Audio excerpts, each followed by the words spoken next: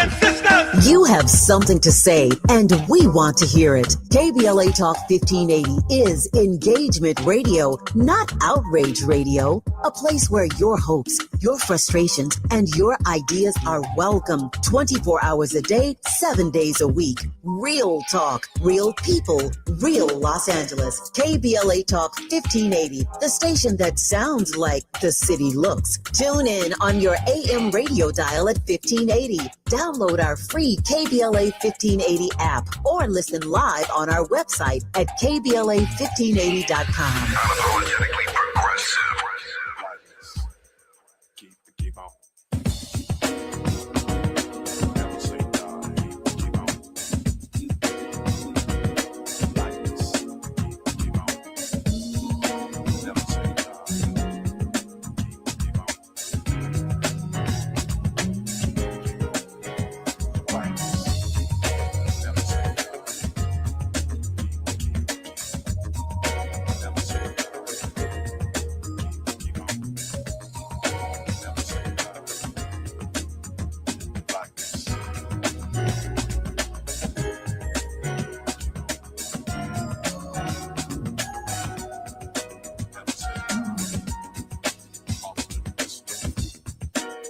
When in the midst of sorrow, you can see up and looking down.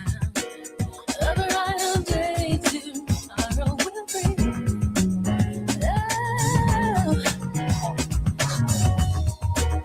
You hear the voice of reason, telling you this can never be done. No matter how hard reality seems, just hold on to your dreams. You are listening to and streaming A More Perfect Union on KBLA Talk 1580. I'm Dr. Nicordelai Corte, your host and White House correspondent, right here with you in afternoon drive time, right here in LA, where I'm in touch. And so you be in touch. Follow me on all the socials at Dr. Nicordelai. Just type in Dr. Niq, DRNIIQ. And there I am, fresh for you to follow. Also, be sure to download the KBLA app if you haven't already, and subscribe to the KBLA YouTube channel, because that way you don't just get to hear us, you get to see us in action. You get to hop in a More Perfect group chat, as I like to think about it. Happy Jackie Robinson Day, everybody. Today is Jackie Robinson Day. We're celebrating the one who broke baseball's color barrier. And so if you see someone, I would say instead touch your neighbor and say Happy Jackie Robinson Day. How about that? Also, I want to make sure that everybody is aware of how Tavis Smiley is seeking to spoil us. This is what I said to him yesterday, and I meant it. You're gonna spoil us with 3 hours of Prince in his own words. Tavis Smiley is going into the archive. He's going into the vault, and on Tuesday, April 21st, from 9 a.m. to 12 noon, he's playing not 1, not 2, but 3 rare hours of Prince in his own words. And so I'll be listening closely. I'm sure you might be too. It's time for your national news roundup. It's time for you to decide the good, bad, and ugly headlines of the day.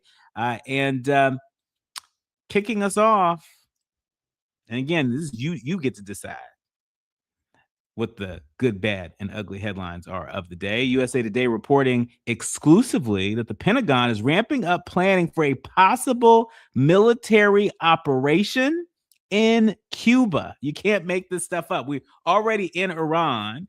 We haven't gotten a progress report on Venezuela, and now Cuba is perhaps next up. Military planning for a possible Pentagon-led operation in Cuba is quietly ramping up.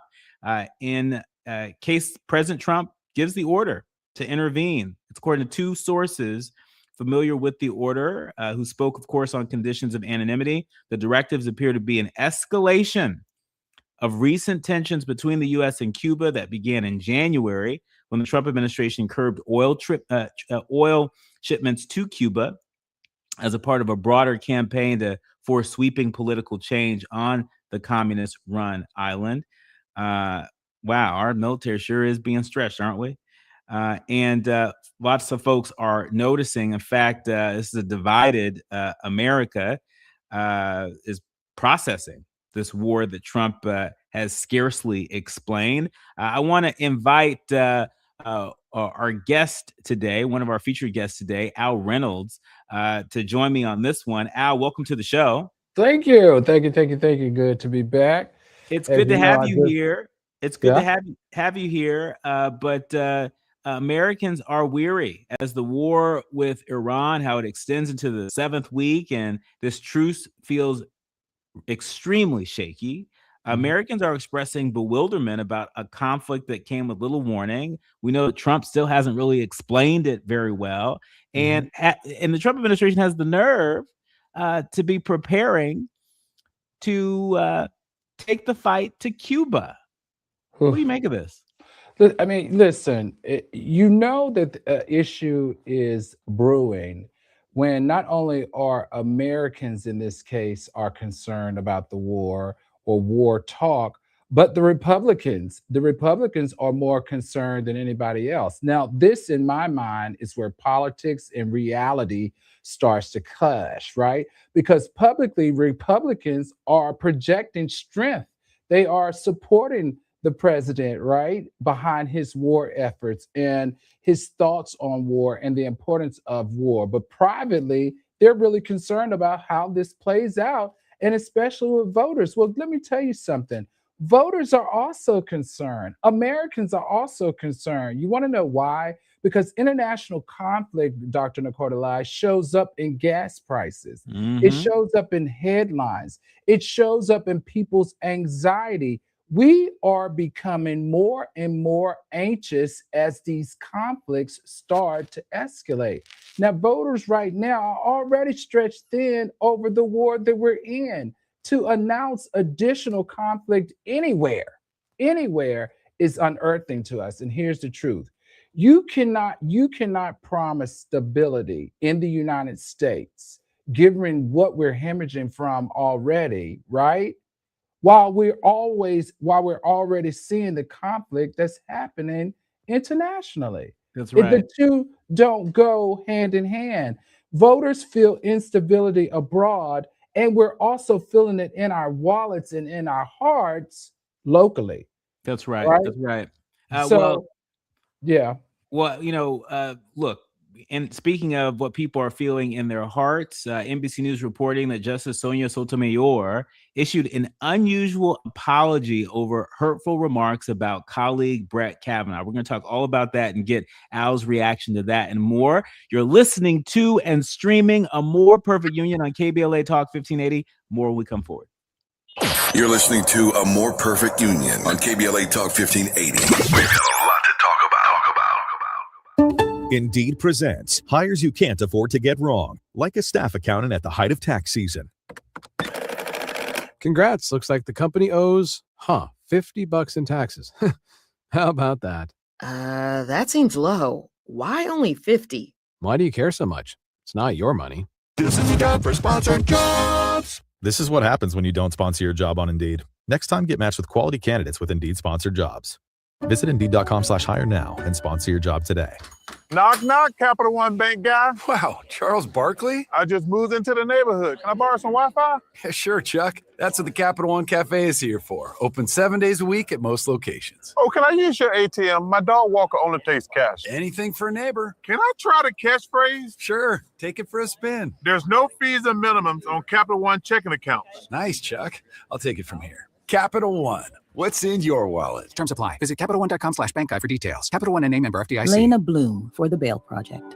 Imagine you're stuck in a jail cell and you can't afford bail and someone offers you a way out. Just plead guilty and you can go home and kiss your kids goodnight. What do? What thousands have. You plead guilty whether you are or not. Cash bail makes poverty a crime. That's why the Bail Project helps those who can't afford it while fighting to end cash bail. Because freedom should be free. Brought to you by the Ad Council.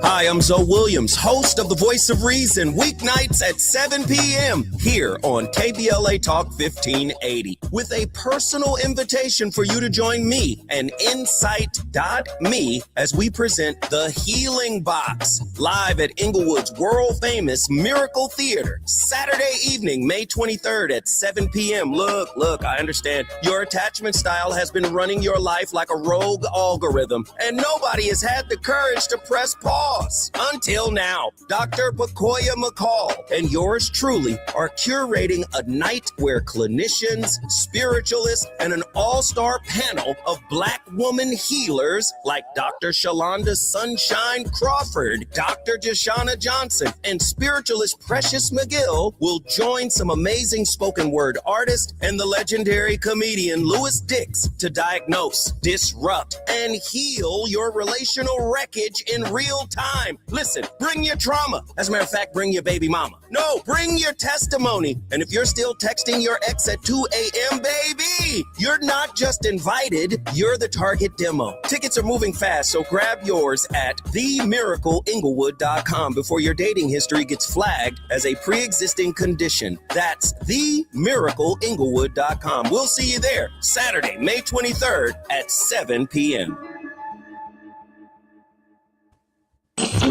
We have no permanent friends or permanent enemies.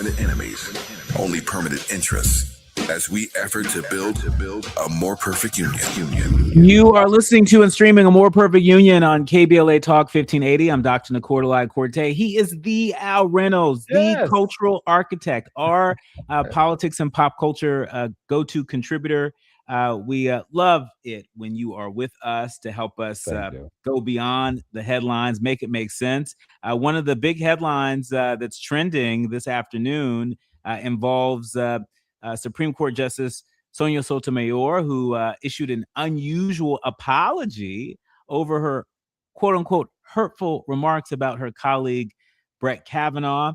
It's worth noting that the comments that we're referring to what happened at the University of Kansas. At a recent appearance at the University of Kansas School of Law, the justice said that she referred to a disagreement with one of her colleagues in a prior case, but made remarks that were inappropriate. She says, "I regret my hurtful comments. I have apologized to my colleague." She was referring to an appearance last week in which she had sharp words for an opinion Kavanaugh wrote last year relating to a decision that allowed the Trump administration to conduct broad immigration sweeps in LA. Kavanaugh was in the majority while Sotomayor dissented. And without mentioning him by name, Sotomayor referred to Kavanaugh's opinion. She said, "This is from a man whose parents were professionals and probably doesn't really know any person who works by the hour." Al, was this necessary? Yes, I love it when the justice and all that robe and all their degrees and all of their greatness shakes the table. You know, I'm messy now. So I love when it's a little bit of mess going on. And the reason why I like that is, let's not say like it. The reason why I find it interesting is because we know what this is about, right? We clearly know what this is about. This is not about hurt feelings. This is about tension that exists on that court or in that court that's already deeply divided by ideology. We know that, right? Sotomayor or Moyer, however you say that, you know I'm a butcher it, right? They represent the more progressive, right expanded view of the Constitution, where Kavanaugh is who's a part of the conservative majority, all right? That's been very clear about rolling some of that back. The fact that they had that one called out the other, and especially for me, because I'm a little bit more progressive than I am conservative, that lets you know, especially when it spills out publicly, it reminds American people of something very important. These are not neutral academics who understand the law. These are human beings with strong, competing, worldwide views that's shaping the law right now. And I think it's okay when you get in your feelings and you express your true stance on stuff, right? The fact that it was apology was issued, I find that to be very, what I would say, professional. But the fact that it had to happen at all, it tells you something about how tense those quarters are, and frankly, how political the bench has become between the right and the left. I like it when the slip shows a little bit, Dr. Nicordelai, even though they're supposed to be buttoned up and not supposed to be like this.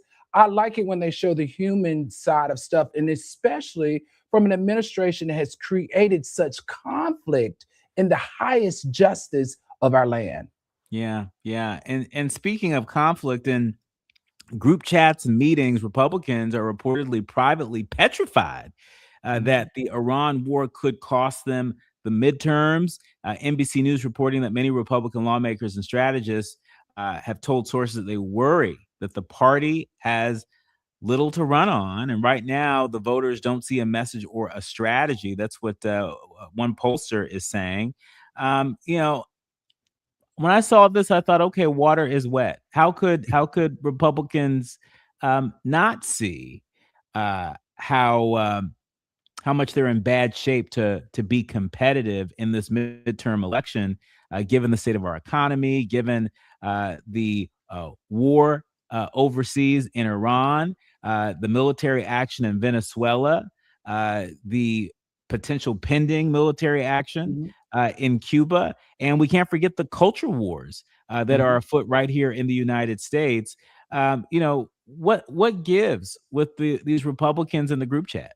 Listen, I don't know that necessarily anything gives, but it's one thing when it's on your own soil and you can contain it because you can contain the media that's within your soil. But once you started going international with war, they are nervous, and they're nervous for a good reason. Because think about it. You've got to understand the history of this. Historically, foreign conflicts do two things. They either unite your voters or they can exhaust them. And given all of the drama that we've had out of this administration right now, voters are already dealing with inflation. They're already dealing with other global instability. They're already dealing with political fatigue. He's got us out here exhausted. So if this turns into a prolonged conflict, this is going to stop being about patriotism, and it's going to start being about what many of us feel already. How is this affecting my life? How is this affecting my life? And why am I doing business over there when I am dealing with my own traumas here, right? So here is the political math. You can't campaign on economic stability while voters are feeling all the global chaos you got us in. It can't happen. So this is what I see, right?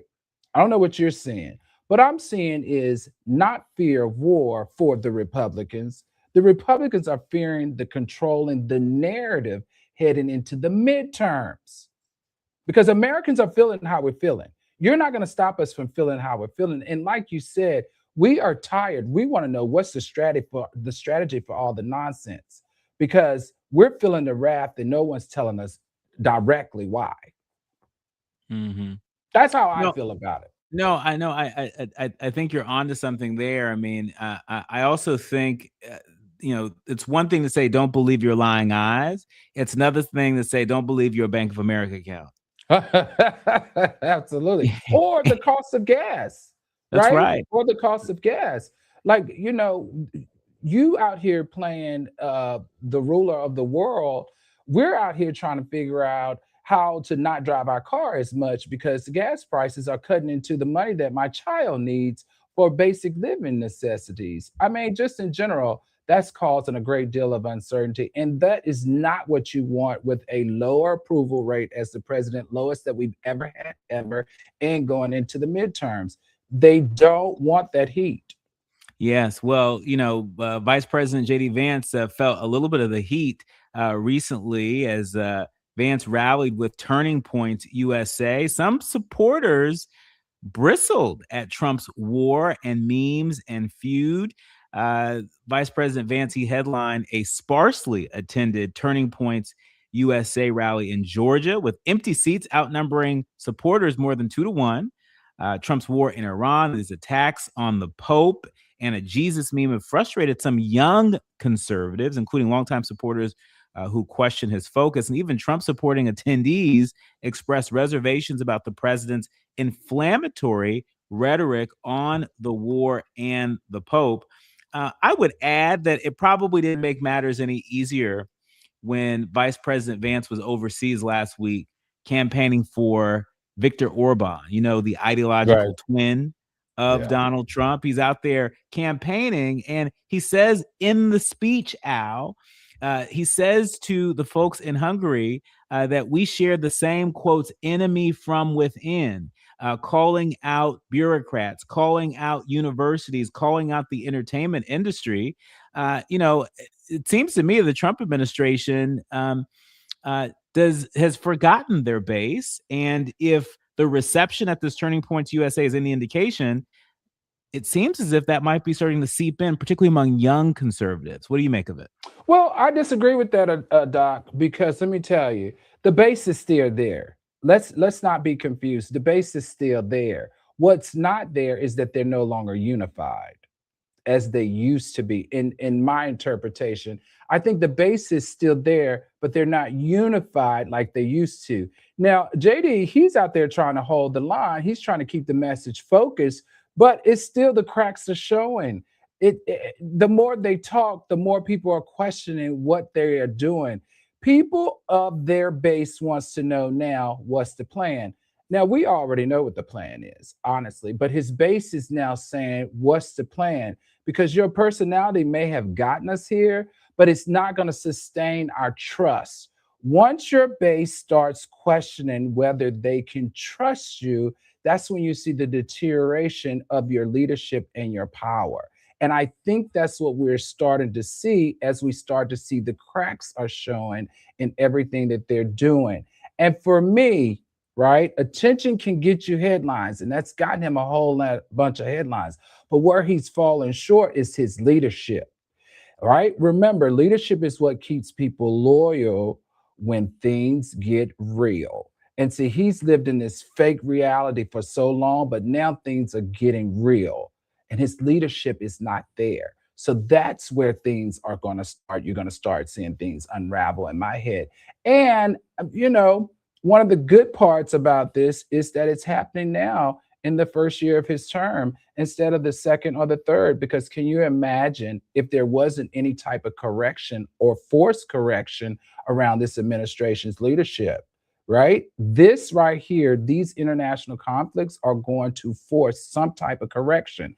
That correction can come in many forms. It could come in getting rid of his ass or them rethinking as Republicans what we need to focus on and how we need to get back to what the American people are asking us for. Well, one of the things that Trump was asking the American people for in Dearborn, Michigan, was their vote.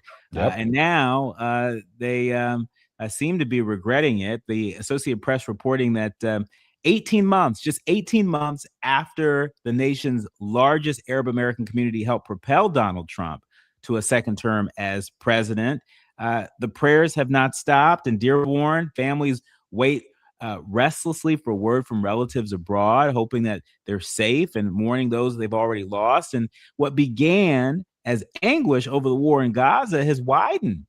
It hasn't shrunk, it's widened. In a city with a large Lebanese American population, the expanding conflict in Lebanon has made the crisis even more personal. The anxiety that you mentioned earlier is colliding with pressures at home, including heightened immigration enforcement, the strained economy, and rising tensions after a recent attack on a synagogue there. And so, this is another crack in the coalition that helped to send Trump to the White House. And so we see young conservatives at Turning Point USA, they're frosty towards Vice President Vance and President Trump. And you're seeing the Arab American community in Dearborn also frosty when it comes to Trump 18 months later, and it's only April. Well, I'm not mature enough for this conversation because I'm like, see, I told you so. We told the Hispanics the same thing. Go over there if you want to. Go over there if you want to. Support him if you want to. Now you're really seeing who you're in bed with. This situation in Dearborn is bigger than politics. This is about connection, period. You're talking about one of the most significant Arab American communities in the country. And when foreign policy hits close at home, it becomes personal, just like it came personal for the Hispanics, right? When you start deporting everybody, right? So the question that you start asking, at least in my mind, just about policy is, hey, what about me?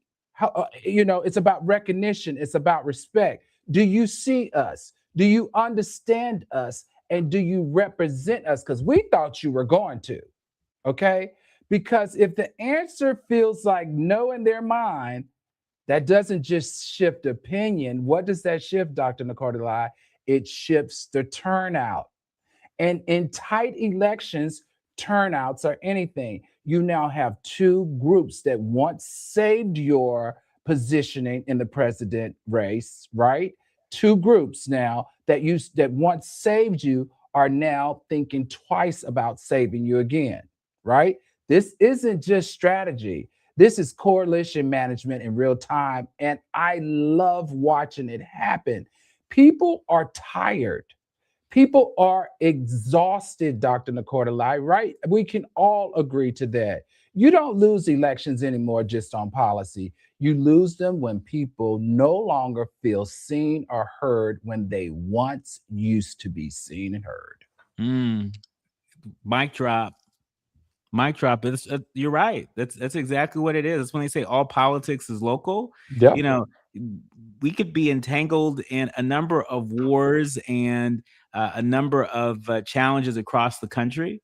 But until it visits people's doorstep, before it visits their pocketbooks, people are able to turn a blind eye and have a good night's rest. That doesn't seem to be happening among folks that have been a part of the coalition, the Trump-Vance coalition. But we'll see how things go as we get deep into the midterm season. When we come forward, we're switching gears, going to welcome a Morgan State Scholarship recipient and a Zelle executive to talk about some of the community development work that is afoot and how Zelle is investing in the next generation. This is a story that's going to make us feel real good. You're listening to and streaming A More Perfect Union on KBLA Talk 1580. More when we come forward. Thank you, Al. The audience is listening. Thought-provoking, eye-opening, heart-rendering. This is where authentic voices meet powerful discussions on culture, community, and change. This is where Black voices matter. He's breaking boundaries, amplifying diverse perspectives, and tackling the issues that matter most to you. You're inside A More Perfect Union with Dr. Nicodelai Corte on KBLA Talk 1580. I'm Amber Payton with BIN News Now. The White House says there has been no formal extension of the Iran ceasefire. Press Secretary Caroline Leavitt pushed back on those reports Wednesday while saying negotiations with Iran are still ongoing. We've remained very much engaged in these negotiations, in these talks. She also said there is no official announcement yet on any new face-to-face talks. A Northwest Georgia lawmaker is apologizing for a blackface costume he wore before taking office. State Representative Casey Carpenter posted the photo himself this week, showing him dressed as rapper Kanye West. The Republican called it a poor decision, but said he hopes people can get to a place where things are not taken so seriously. And Maryland's Black Governor Wes Moore marked World Quantum Day with a groundbreaking for the new Applied Research Laboratory for Intelligence and Security Headquarters. The $65 million project will be built in the University of Maryland Discovery District. Get BIN News Now on demand 24/7 on the iHeartRadio app. Recall 67A mobile appointments are now available in your area. We come to you quick, easy, and under an hour. Complete the recall to get $500 plus a warranty worth thousands. Schedule today at CummonsRecall.com. This is the KBLA Sports Minute with Ray Richardson. The NBA is feeling good about the TV ratings from the regular season, A combined 170 million people tuned in for regular season games on the NBA's 4 major broadcast outlets: ESPN ABC, NBC Peacock, Amazon Prime, and NBA TV. The 170 million viewers is an 86% increase from last season. The increase gives the NBA its best ratings in 24 years. Something special is developing this year with the Bethune-Cookman baseball team. The HBCU program in Daytona Beach, Florida, defeated a Southeastern Conference power for the second time in a week. Bethune-Cookman beat the University of Florida in Gainesville 13-7. Florida is ranked number 20 in the NCAA Top 25 poll. Last week, Bethune-Cookman beat LSU, the defending national champions, 10-7. No debates, no speculation, just the info you need. That's your KBLA Sports Minute. I'm Ray Richardson on KBLA Talk 1580. Prince and the Revolution. 10 years ago, the world lost a genius. Dearly beloved, we are gathered here today to get through this thing called life. Prince trusted few people. Tavis Smiley was one of them. Good evening from Los Angeles. I'm Tavis Smiley. Tonight, a rare conversation with one of music's biggest superstars, Prince. Prince opened up to Tavis in ways he rarely did with anyone else. Honest, unfiltered, and unforgettable. On Tuesday, April 21st, as we mark the 10th anniversary of his transition, experience 3 uninterrupted hours of Prince in his own words. When people criticize my work and attack my personality, it doesn't help me. I can't do anything with it. Don't just remember Prince, hear him. We live in a place now that feels just about like a plantation. We're all indentured servants. Tavis Smiley, Tuesday, April 21st, only on Tavis Smiley.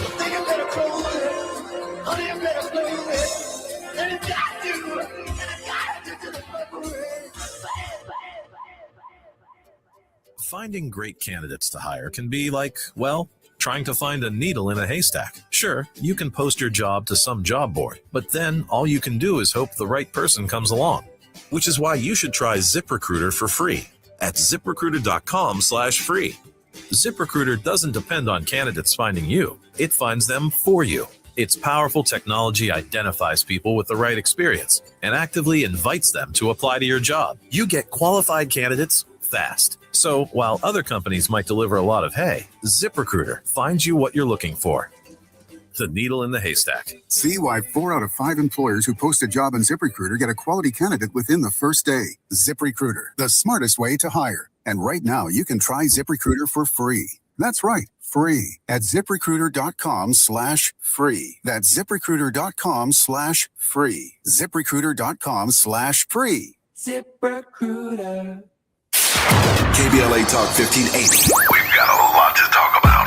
KBLA Talk 1580, connecting you with services and solutions. 10 Toes In serves as a mentorship and domestic violence prevention program. They support, educate, and empower couples during and after incarceration. They assist male returning citizens to re-enter society successfully and to help them maintain a healthy relationship with their romantic partner. They offer a mentorship support group for formerly incarcerated men. 10 Toes In teaches its Intimate Relationships 101 curriculum at male prisons throughout the state of California. They host sister support group meetings for women who are intimately involved with incarcerated and formerly incarcerated men. 10 Toes In is a 501c3 nonprofit organization. To access their services or make a donation, please visit them online at 10toesin.org or find them on Facebook or Instagram. They are healing lives through relationships. This is a community call to action from KBLA Talk 1580.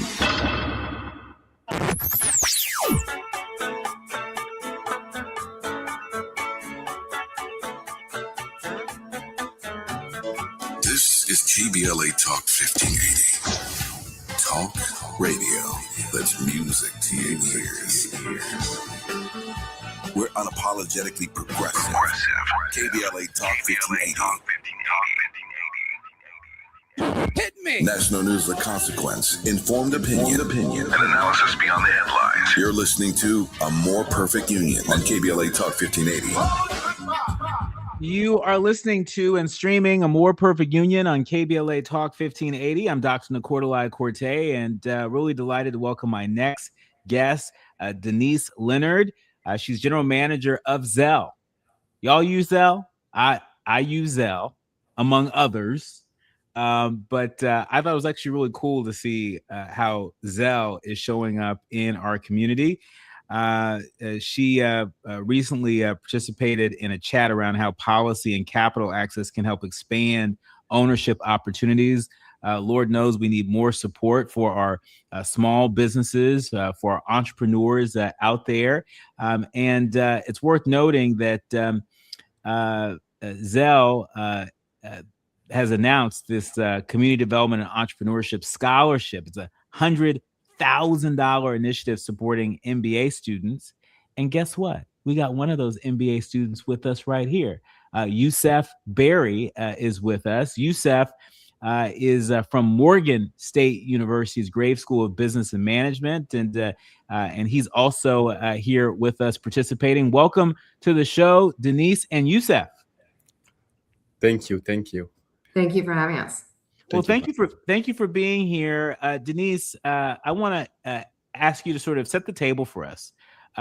Why now? Why is it so important for Zelle to invest right now in this way in individuals like Youssouf? Absolutely. So Zelle is actually the leading person-to-person payment service in the United States. And we serve over 160 million bank and credit unions account. And that's a huge swath of people, 160 million accounts. So that includes not only consumers, but also small businesses. And we have 8 million small businesses on the Zelle network in order to either accept payments or be able to make payments. What we see again and again is that our small businesses love Zelle because it means that the money is going directly into their accounts. And so what that means is that they get the money within minutes, and then they can actually then be able to pay suppliers. They can also then pay the people that work for them. And it becomes this really amazing compounding impact that we have on the small business community. And so for us, it's really important for us to reinvest in this community. And as we think about this silver tsunami that's about to happen, there's about, I believe it's 3 million baby boomers are about to retire between now and 2035 who own small businesses. And only about a third of them actually have a plan for succession. So there's a bunch of small businesses out there where they're thinking, what do I actually do? I want to retire. I want to spend more time potentially with my family. I've worked now for 30 years and I deserve to retire, but there's not necessarily a succession plan. And then if those small businesses close, that's a huge impact on the overall community. It means that revenue is gone from that community. It means that employees no longer have jobs. And it also means people in the community actually lose their beloved spots that they adore, right? Like that coffee shop or the people who actually help you with the HVAC. All of those places which have become such staples to the American economy. So for us, it's really important that where we can to support small businesses and support the people who actually want to come in and take those small businesses over for the next generation. And so speaking of the next generation, Youssouf, I want to bring you into this conversation. We know that, this is a tight job market that a lot of graduates are about to enter. A growing number are looking beyond traditional career paths and towards business ownership as a path to economic mobility and generational wealth. Are you one of those people? Yes, sir. Well, tell us. What's the plan? What's the plan after graduation? And how is this scholarship from Zelle? How are some of the other tips, tools, and resources that Zelle and others? How is it helping you to sort of think about your future or reimagine your future differently? Oh, okay. So first of all, I want to thank you for having me here, and thank you, Denise, again for believing in me. Like I said, I'm gonna give a little recap of me. My name is Youssouf Barry, and I'm currently an MBA student at the Morgan State University. So Zelle with the scholarship definitely gonna help me having more suppliers, because when you are when you're like a small business owner, like, you know, we have lack of funds, lack of marketing. So definitely like that Zelle fund, I can definitely like expand my business, because like I said, my business, I have an athletic wear brand, a running wear brand, and where I have affiliates. So the affiliates, we have that program, we work with we focus on the minority. So like they apply onto the enjoining like just live as the ambassador. So we invest in them. So investing in them meaning like we send them free clothing. And you know, at some point when you're a small business, you run out of clothing, because like, you know, you are investing on the athletes. Like actually like we give them free clothes, meaning like we don't have inventory. So like with Zelle coming here, we can take that money and buy more supplies, meaning we can hire more people, and even we have extra money, we can use that for marketing. So like, you know, that's definitely helped me there on working on getting there. And for my master's as well, you know, we're taking like finance classes, we're taking marketing classes. So like it make me learn more like what I need to do. Like there was things I was lacking that maybe like, you know, that I'm taking classes right now that was definitely like helping me like growing my business. Because for example, we're doing like quiz project cases. I'm taking like right now I'm taking like entrepreneurship classes. It's a real case. We're talking about my business, and the professor, every time like we do like a case, like what your business needs, like what you lack on like business plan. So like we do like real like life problems. So all those are like things I'm learning more and implementing on my business to grow in to a better one.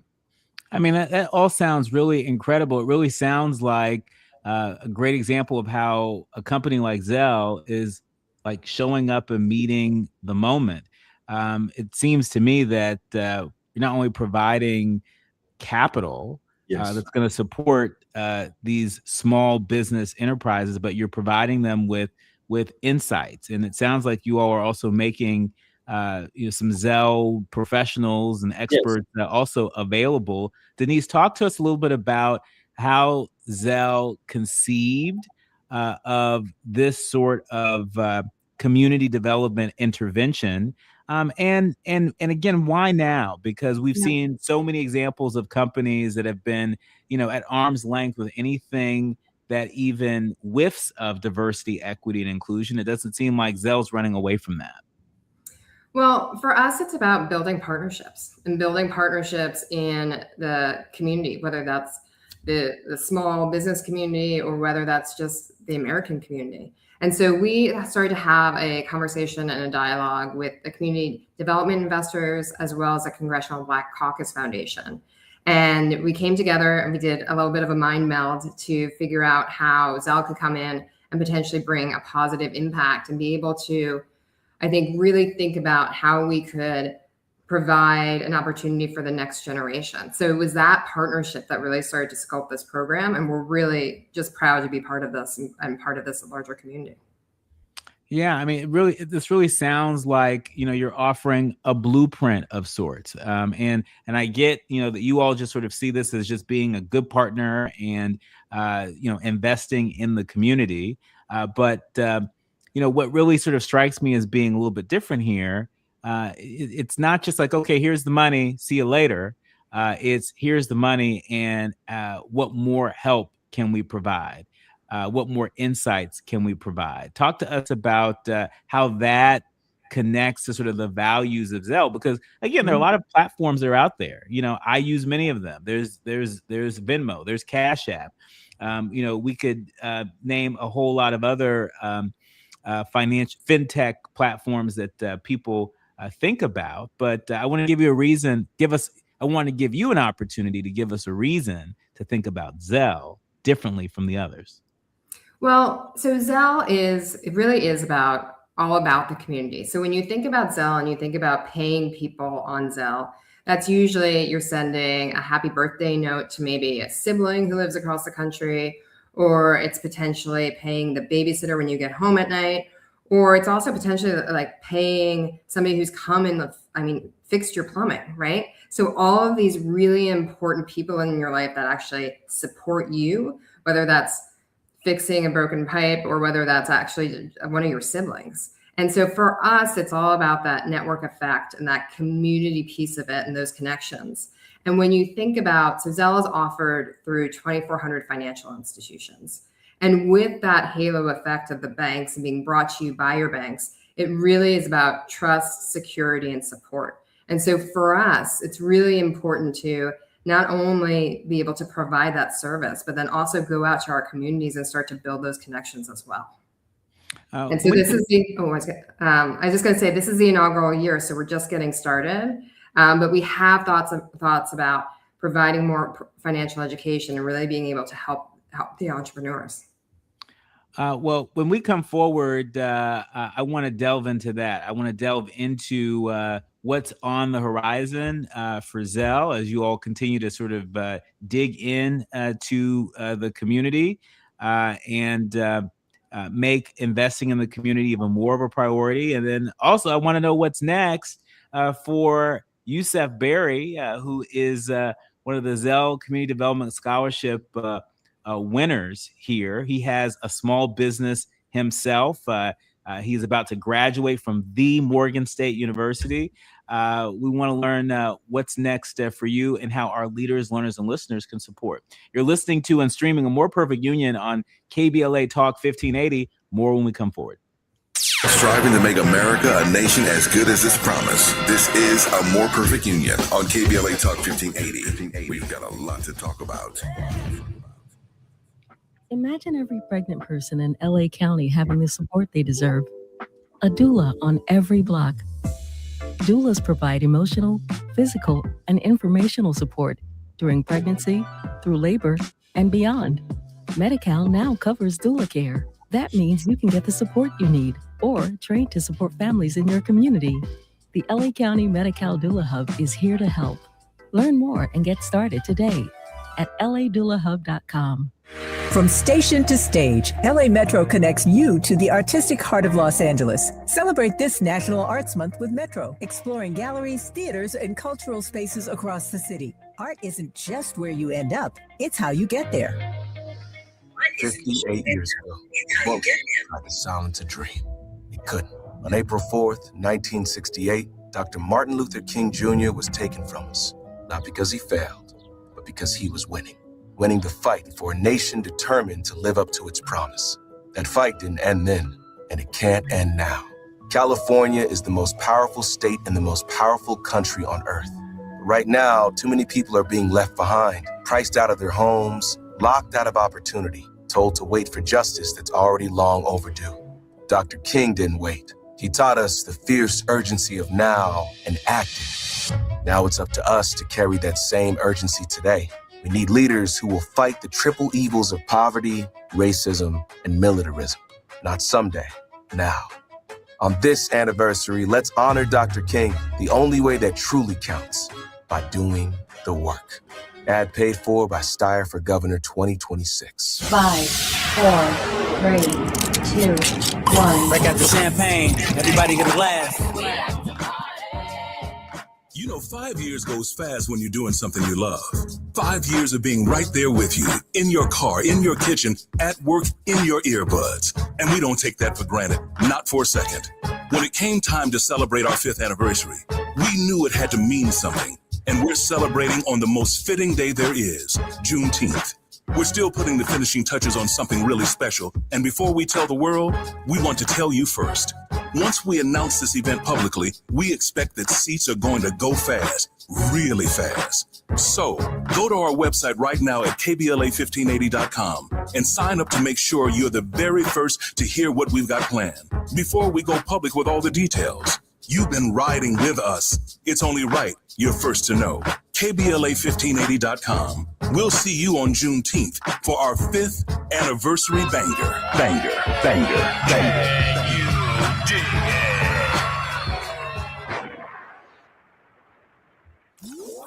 Notable local journalists, industry leaders, lawmakers, change makers, tastemakers, and you, working to build a more perfect union on KBLA Talk 1580. You are listening to and streaming A More Perfect Union on KBLA Talk 1580. I'm Dr. Nicordelai Corte, and again, it's been an honor to be in conversation with a couple of leaders on the front lines. Denise Leonhard, she is the Zelle General Manager, and she is here talking about some of the opportunity that Zelle is creating through the Zelle Community Development and Entrepreneurship Scholarship. It's a $100,000 initiative supporting MBA students. Like this guy right here, Youssouf Barry. He's founder of, it looks like Just Lift LLC. Did I get that right, Youssouf? Just Lift LLC. Yes, sir. He is a proud Morgan State University student in the Graduate School of Business and Management, and we are delighted to have them both here. Denise, in our remaining minutes, I want to ask you about just the impact of CDFIs and what role that the current state of CDFIs, community development financial institutions, what how the state of CDFIs have impacted Zelle's investment in community development. So we love our CDFIs. So we actually have 2,400 banks and credit unions and CDFIs across the network. And for us, it's important for us to be able to provide Zelle to any bank, to any credit union, to any CDFI who wants to join the network. So we struck a partnership with Valera last year, which what they do is they actually provide these services to particularly CDFIs in order to enable them to come onto the network as well as credit unions. So we are delighted to have as many as possible, and we continue to make strides there in order to offer them the opportunity to come onto our network. And we make sure that we make it as easy as possible for them to join. But just as a follow-up, I know that community development financial institutions have been in the news quite a bit. Some of their work has sort of been curtailed. Some of the capital that they once had, they don't have. And so it seems to me that a void has been created. CDFI still exist, but they are not as robust in lending as they once were. Am I getting that right?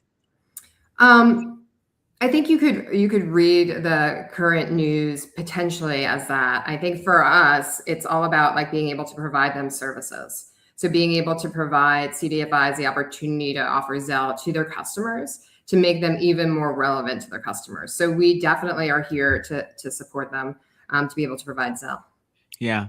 So it really just it sounds like you're creating more opportunities for folks who are unbanked. I think that's a term that I certainly have heard a lot about. People who may have finances, but they don't have bank accounts, or they don't have as robust a financial infrastructure, and so Zelle comes in to help provide that infrastructure. And so, Youssouf, talk to us about what you're going to be able to do with the award that you received from Zelle, and more importantly, how can our leaders, learners, and listeners help to supersize what you intend to do with that award from Zelle?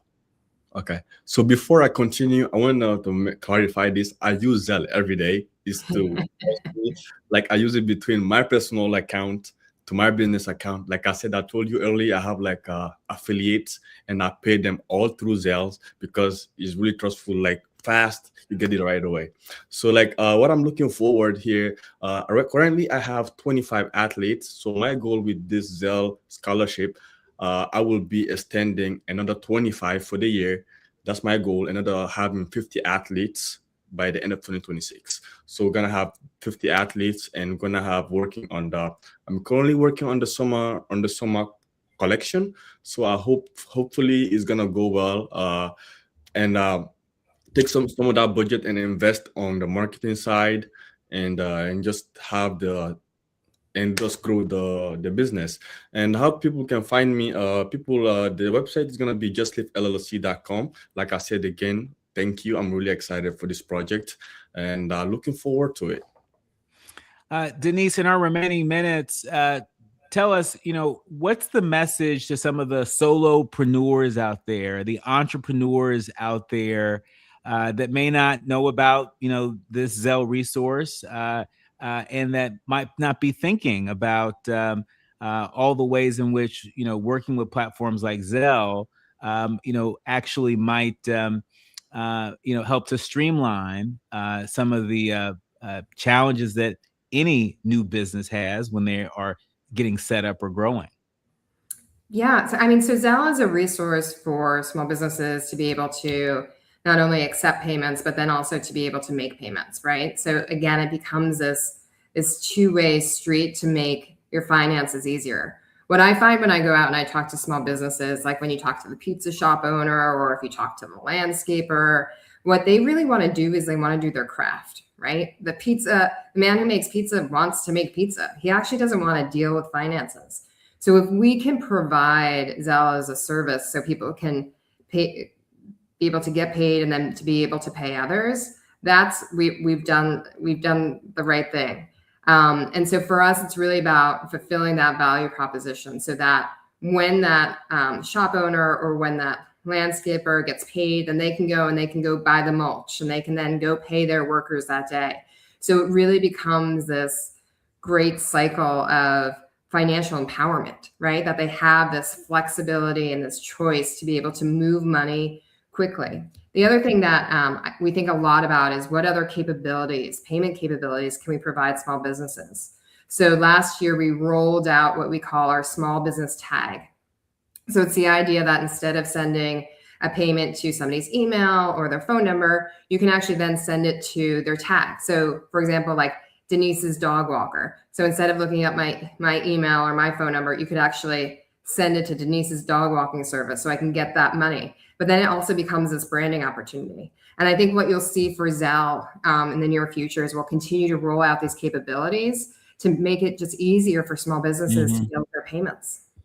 Our thanks to Denise Leonhard, the general manager over at Zelle. Also, our thanks to Youssouf Barry, Morgan State University MBA student there, doing incredible work.